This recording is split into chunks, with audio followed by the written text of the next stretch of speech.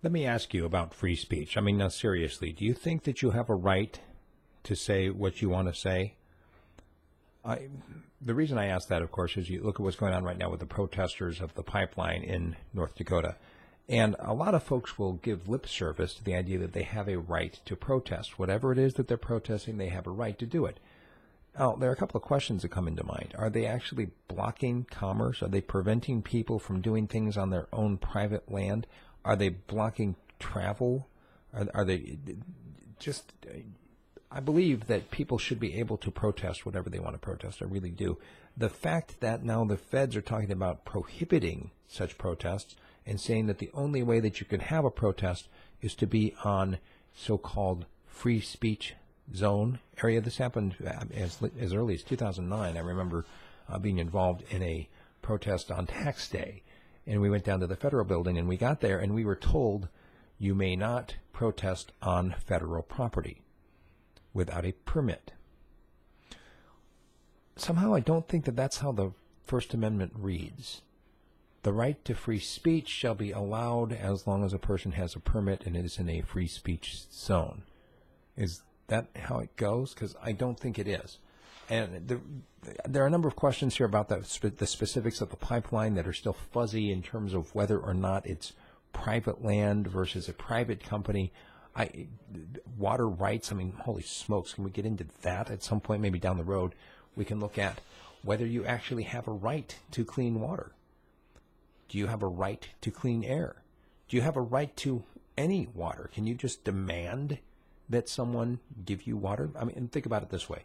If you're thirsty and you come to me and you ask me, may I have some water? I will probably give it to you. Why? Because it's not a scarce object.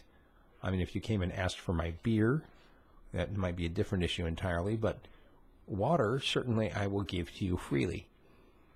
However, if you came onto my property and came into my house and turned on my sink and started taking water, especially if that water was coming out of tanks that I had filled myself, we'd have a different issue, wouldn't we?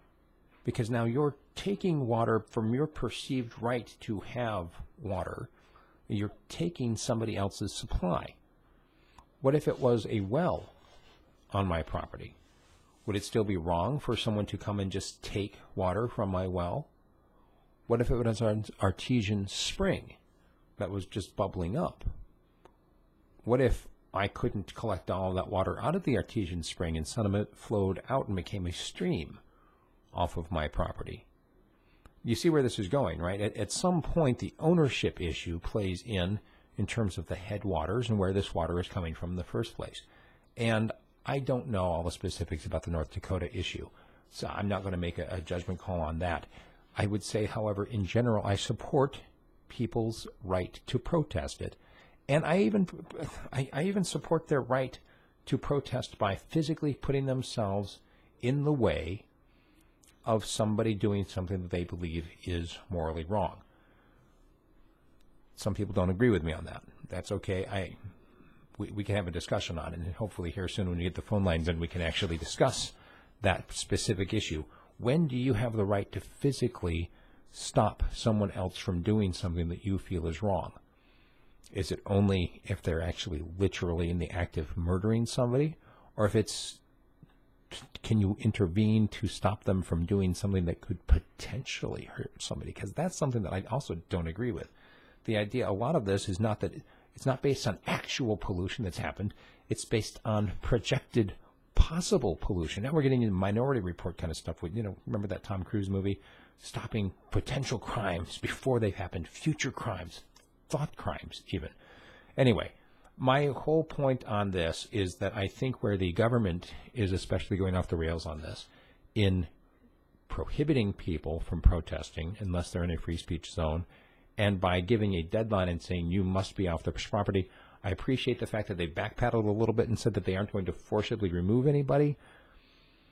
However, they have already used water cannons on these people in below freezing temperatures. And that's almost, that's almost, well, I think it's assault. It's almost attempted murder, if you think about it. Anyway, curious to know what you think. Send me an email, steve@radiofreespeech.com. You'd like to participate in what I'm doing, please support me there as well. I've got a number of links. We've got PayPal. We've got one of my great dreams here with Patreon is to get some people who really like what I'm doing and are not going to be concerned as much about a monthly subscription as they are about just simply protecting the free speech and wanting to see it go on. So once again, I've got links to Patreon and PayPal, and become a subscriber at radiofreespeech.com. Once again, that is radiofreespeech.com.